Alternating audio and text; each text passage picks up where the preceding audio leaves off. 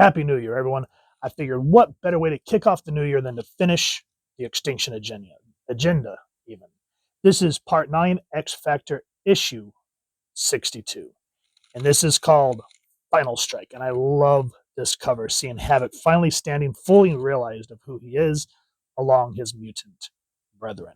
This issue, it is Louise Simonson writer, Jon Bogdanove doing the penciling, Al Milgrom doing the ink, Task Force Z doing the letters, Glynis Oliver was the colorist, Bob Harris editor, and Tom DeFalco editor-in-chief. So a lot of big names on this book.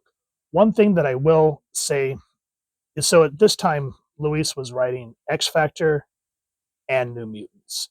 In last issue, spoilers if you guys have not been with us, pause this, go check out the videos, read the book, and come back, is the stylization choices of Rain. Because what we find out last issue is what's his name? The Gingineer, put in a way where when Rain is in her human form now, she will always be a mutate. But when she transforms into her wolf form, she can be herself, but she's stuck as a wolf. And whatever the process did made her bigger and more powerful. And as we ended the last book, and thankfully we have this trade so we can flip back. And this is New Mutants, so this was Louise Simonson writing, and I don't remember who was doing the art at this time. But anyway, she looks more human, and her uniform looks normal. But a few pages back, we actually see her transform more beastly. Let me see if I can find it. Hold on a second. So here we see her, how she's able to increase her size, but yet towards the end of the book, when she kind of slims down her physique, she looks normal. So I find it interesting as we go into this next book, we see her, okay, she's increased her size, but her mutate uniform is ripped like Jane from Tarzan or something. So I just find that the artwork's beautiful, don't get me wrong, but I just find that as a very weird continuity choice for this book. So that's probably my only bitch. It looks cool, don't get me wrong, but yeah, that's the only thing that bugs me. But let's go ahead and dive into how awesome the story is as we bring this event to a close. The Citadel, headquarters of Genoshan State Security. From its offices, the island nation is governed, while its laboratories produce bioengineered slaves whose efforts ensure Genoshan's prosperity. Now 2 mutants, Richter and Rain Sinclair, stalk the Citadel's darkened corridors, their intent to bring the country down. Cable said, check these upper floors for Hodge, while he and Storm check the ones below. And if we find Hodge, we call for help, Rain. You know we can't face Hodge ourselves. And a couple of issues ago, I can't remember which issue it was, but she's referring to it. She said, you said you'd shake the Citadel apart. I will, but I can't do with X Factor, the X-Men, and the rest of the New Mutants still in it, can I? So she's become a lot more ferocious, too, when she's in wolf form. And everyone's kind of a little worried about how she's going to act now. And as we change the page and we don't even really get to finish that train of thought, we see Hodge appear. And even though I've heard other people say that Cameron Hodge is always a very insidious bad guy, and here he's almost brought to like a cartoon caricature of a bad guy.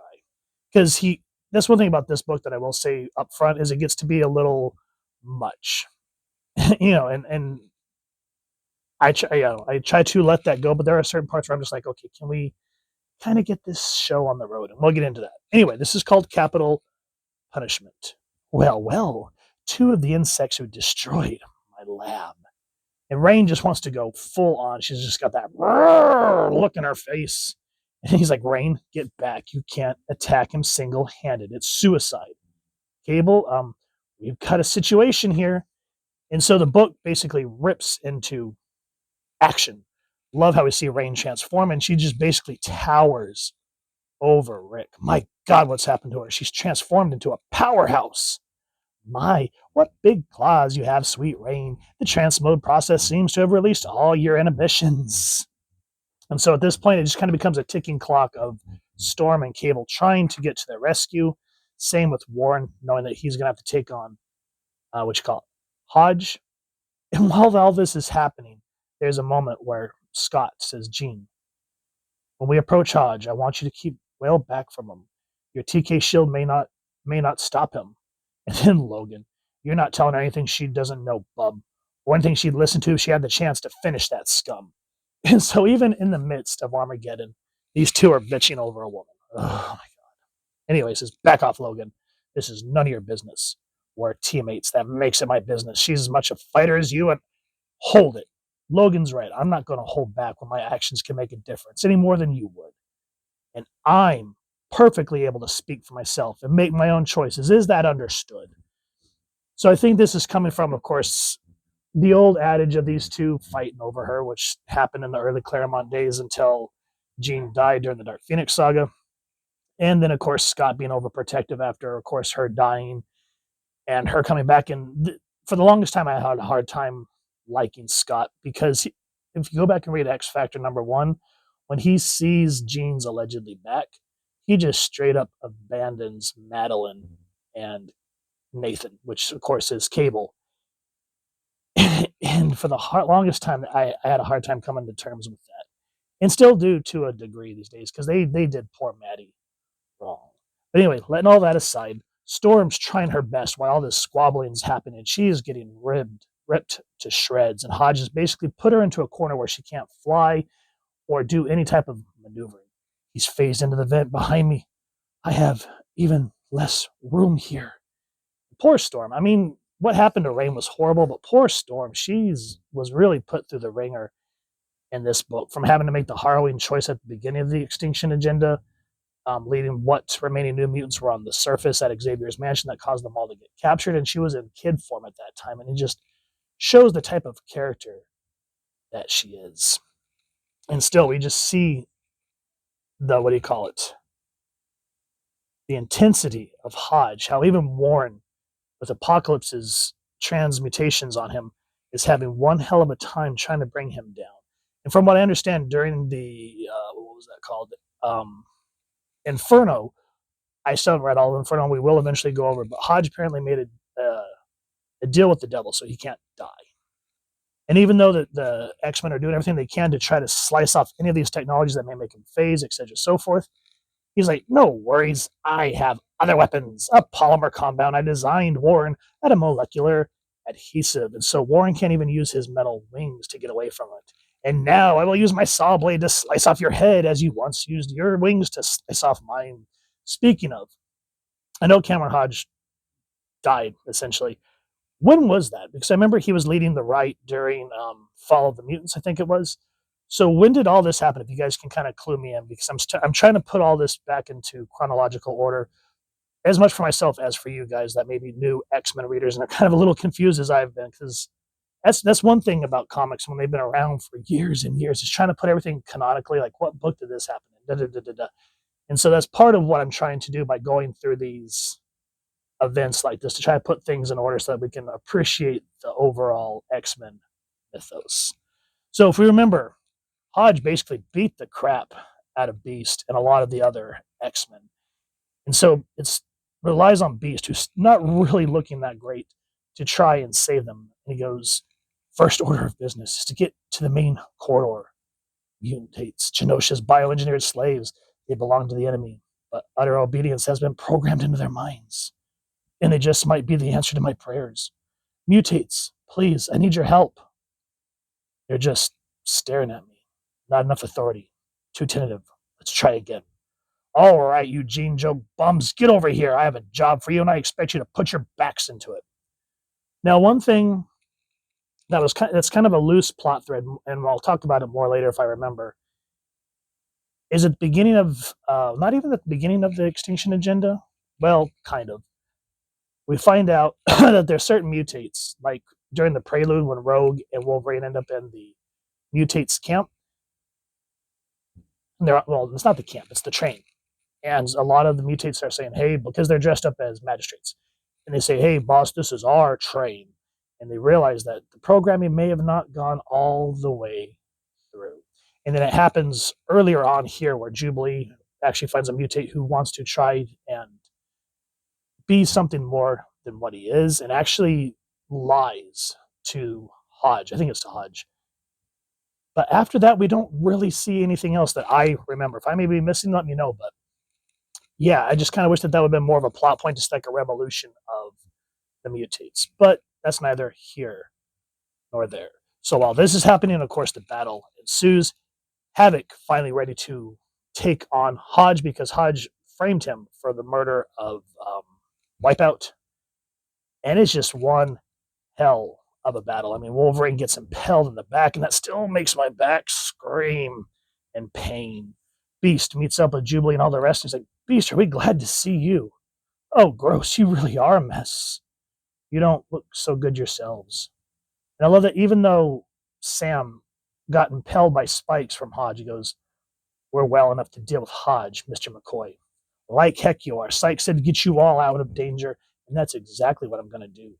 And even have to get these mutates to carry you out of, whoops, Chief Magistrate Anderson and the President. Now, here's another loose plot thread. So we see Anderson holding a gun to the Gingineer's head. Okay, we find out that, she's basically overthrowing the government because the president aligned herself with Hodge. And she goes, we have neutralized her, even as your teammates are working to neutralize Cameron Hodge. How can we aid you? And it kind of weird that we see the president at the beginning and she's kind of on the fence, but she's still relying on Hodge to help keep this war from happening.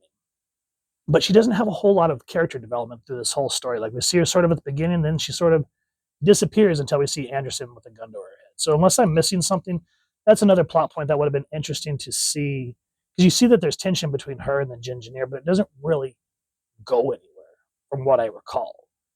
And so even though the X-Tinction Agenda is definitely a pivotal part of X-Men history, there are a few loose plot points that I would have liked to see explored further. And I don't know if it's just due to time or forgetfulness, what have you. It just kind of works my girk. But as the book comes to a close, it basically ends up Havok and Cyclops having to take out Hodge. And this is where I'm in by saying the dialogue gets to be a bit much. So he goes, even now my circuits are repairing the damage you've done. Soon I will be good as new, and then I shall wreak such havoc upon Eugene jokes and wipe you off the face of this planet. And that gets to be like a mantra that gets to be a bit repetitive. As soon as they're talking, I mean, we think that the entire top of the Citadel is destroyed. You think I can be killed, mutant scum, but you're wrong. And it just keeps going. You've taken your best shot, and as you can see, you failed. I'm still alive, functioning, and not to be defeated by the likes of you. Okay, let's go, let's go, let's go. But eventually, what it boils down to, Hodge thinks he's gotten away. Everyone thinks Cyclops and Havok have sacrificed themselves. And he goes, hee hee, that was a fun ride, because he falls from like 160 stories. And I like how Rain says, you're still alive? You can't kill me, my darling. No. I wouldn't be so certain of that, monster. Silly little mutate, that won't work. Nothing you can do will silence me. Rick, you said you'd shake down the Citadel. I read you, Rain.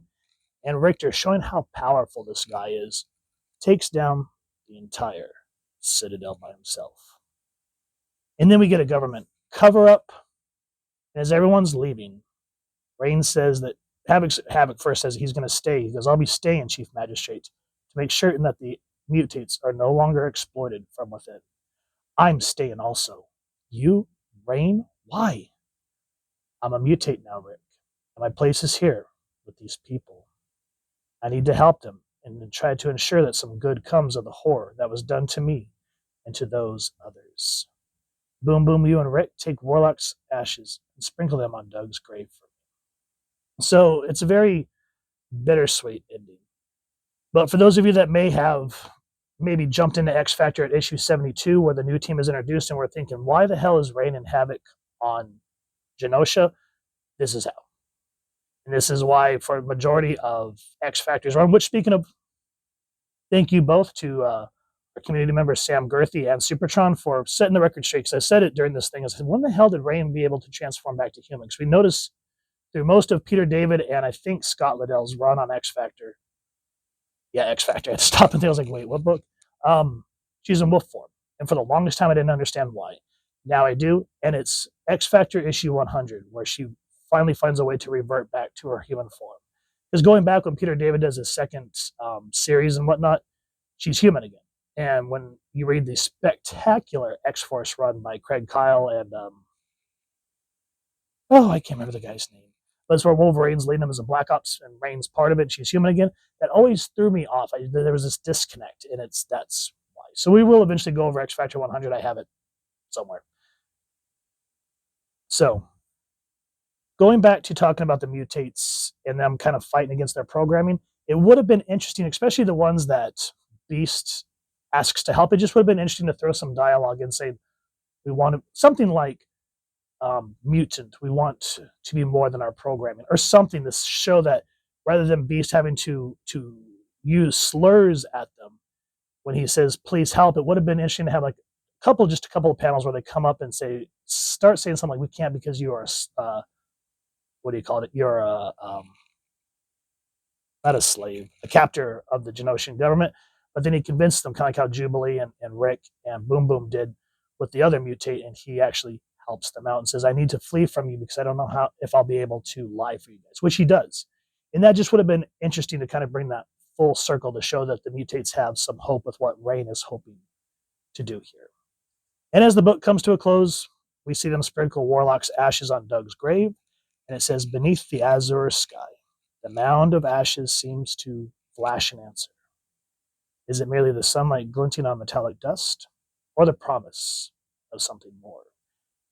And I really appreciate, I can't remember, it's been set straight for me once, but it's me, I forget. Excalibur, the Douglock Chronicles. Someone said it was Scott Liddell. I could have sworn it was Willis Patarcio. It was one of those dudes. But when they bring Douglock into the books, I just like that I'm 100% sure this is what inspired it, and it just at least gives us both the characters back in some form. But as I was reading this, it really hits you in the feels because Boom Boom's sprinkling the ashes, and she goes, goodbye, self-friend. We're going to miss you. Because remember, whenever Warlock talked to the New Mutants, he'd always say, self-friend Doug, self-friend Boom Boom. And he was just one of those characters that you loved, even though he wasn't a mutant, but Xavier took him in nonetheless. So, guys, that is the X-Tinction Agenda in a nutshell. And I got to say, even though a lot of people praise Claremont for his writing, yeah, Uncanny X-Men were in here with awesome work by Jim Lee, but a majority of the books in here are New Mutants and X Factor. So for the X-Tinction Agenda, really, if you think about it, it was Louise Simonson's that heavily carried this event. I'm sure, because she talked about how the three of them would work together, and she would actually, like when Claremont wasn't sure where to take the X-Men, she'd be like, well, what about this plot point? What about this plot point? So I'm sure they kind of worked together. But still, there are some threads that I wish would have been tied up a little bit neatly. But overall, this was the book that started bringing all the X-Men back together, established Peter David's X Factor team, and all the stories that came after that we all still know of this day. So if you've enjoyed what you've seen and you've never read the X-Tinction Agenda or want to sit down this year and give it a reread, please first and foremost support your local comic shop or wherever's going to get your action figures and comics, and either get the singles, which I need to go back. I don't have the entire original run, which I plan to do, or get the collected trade, which this one is really nice. I love that it has all this cool artwork on it and whatnot. Or, as the way I'm able to present it to you guys, support your local library as well, because that's how I was able to get this collected trade to share with you all. And if you've enjoyed this review, really would appreciate it if y'all might. I'm sorry, I have not had enough coffee today, so I'm stumbling all over my words today. I really would appreciate it if you take a moment to hit like, share, and subscribe. Helps the channel more than you could possibly know. And if you don't mind hitting that fancy little mutant bell next to subscribe, that way we can upload content, you guys get notified. Come to the channel, and I love talking with y'all and hearing your thoughts and feedback down in the comments or the socials, which I'll make sure to leave the links down in the description. So with all that said, Happy New Year, everyone, and as well, happy hunting, everyone.